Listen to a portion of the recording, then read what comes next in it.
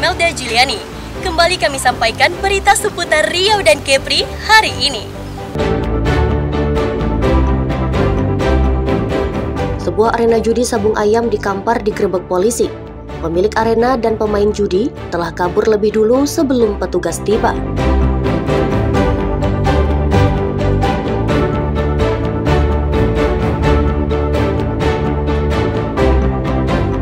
Seorang tersangka pengedar sabu-sabu di Kampar dibekuk polisi saat akan bertransaksi. Dalam penggeledahan di rumah tersangka, petugas menemukan 27 paket sabu-sabu siap edar.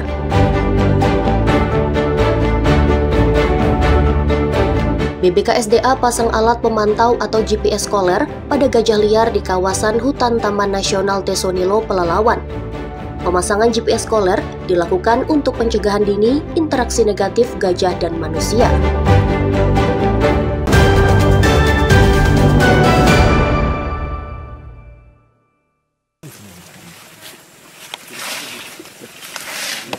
Upaya penyelamatan gajah liar terus ditingkatkan Balai Besar Konservasi Sumber Daya Alam atau BBKSDA di Pelalawan Riau, Senin 10 November 2025. Salah satunya dengan memasang alat pemantau berupa GPS koler untuk menghindari konflik dengan manusia. Petugas mengerahkan 1 ekor gajah latih untuk menyusuri hutan mencari keberadaan gajah liar.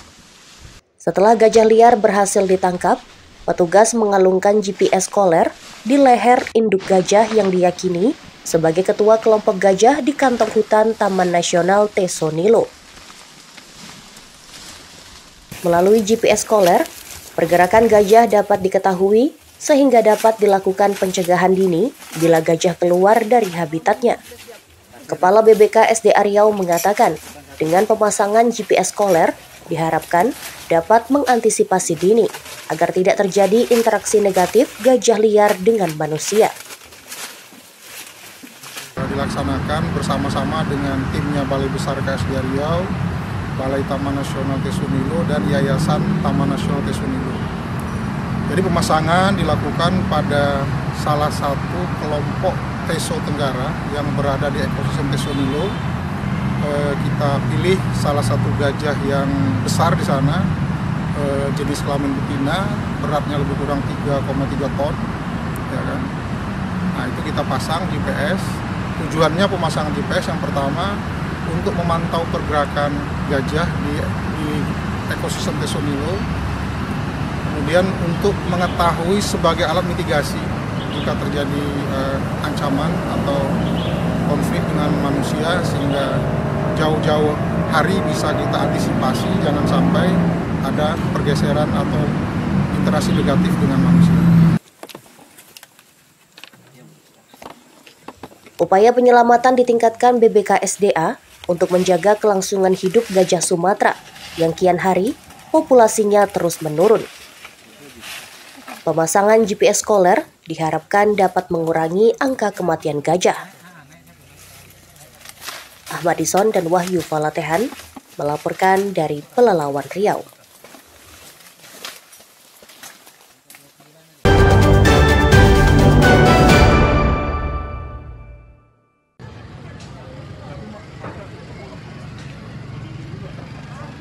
Harga cabai berangsur turun di pasar tradisional di Pekanbaru Riau. Di Pasar Agus Salim, harga cabai yang sebelumnya tembus Rp100.000 per kilogram turun menjadi Rp80.000 hingga Rp65.000 per kilogram. Turunnya harga cabai disambut baik pedagang dan warga karena aktivitas jual beli kembali berjalan lancar. Penurunan harga cabai sudah berlangsung bertahap sejak 3 hari terakhir. Pedagang berharap agar harga cabai kembali normal, yakni sekitar Rp40 hingga Rp50.000 per kilogram, agar daya beli masyarakat kembali normal. Cabai merah hari ini mulai turun. Cabai bukit tinggi hari ini Rp80.000. Cabai Jawa atau cabai Medan Rp65.000. Itu untuk harga cabai hari ini. Turunnya baru 2 hari ini, 2 hari apa 3 hari. Cabai Rp100.000. Kalau dapat namanya 40.000. Biasanya? Nah, itu normal ya.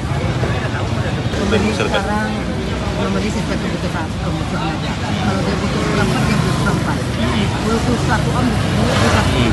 Sesuai dengan kebutuhan dan kantong. Sekretaris Daerah Riau mengatakan, beberapa bulan terakhir, inflasi tinggi disebabkan harga cabai melambung. Kenaikan harga disebabkan karena petani di daerah pemasok seperti Sumbar dan Sumut gagal panen. Dan itu penyebabnya terbesarnya adalah cabai merah. Namun demikian, ini berkaitan dengan produksi yang cabai memang dari daerah-daerah produksi cabai itu seperti Sumatera Barat dan Sumatera Utara pun mengalami inflasi yang terdampak oleh cabai sendiri. Artinya di sektor pertanian produksi memang di 3 pekan kemarin, tapi akan melimpah nanti menjelang Nataru. Artinya inflasi sudah membaik. Di satu sisi kita dari pemerintah Provinsi Riau terus setiap pekan 2 pekan sekali itu melakukan intervensi ke daerah yang awalnya di pasar, tapi kemudian sekarang menjangkau ke titik-titik keramaian selain pasar agar tidak terganggu mekanisme yang ada di pasar dan masyarakat bisa mendapatkan harga intervensi yang lebih murah. Itu dilakukan melalui BUMD kita di Riau Pangan berdua, kemudian Dinas Pertanian kita dan Dinas Perindustrian Perdagangan. Diperkirakan, dalam beberapa hari ke depan, harga cabai akan kembali normal karena pasokan dari daerah penghasil mulai lancar. Ahmad Ison dan Wahyu Falatehan melaporkan dari Pekanbaru Riau.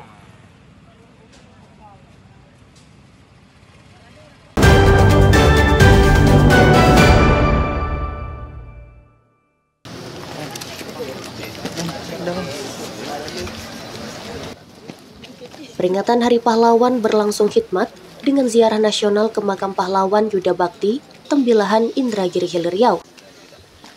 Ziarah diawali dengan upacara dengan Inspektur Upacara Bupati Indragiri Hilir yang diikuti TNI, Polri, Forkopimda, hingga pelajar. Upacara diawali dengan penghormatan kepada arwah para pahlawan, dilanjutkan dengan peletakan karangan bunga di tugu makam pahlawan, serta doa bersama hingga tabur bunga di pusara para pejuang. Kasdim 0314 mengatakan, ziarah makam pahlawan menjadi momentum untuk mewujudkan semangat nasionalisme dan menghargai jasa para pahlawan.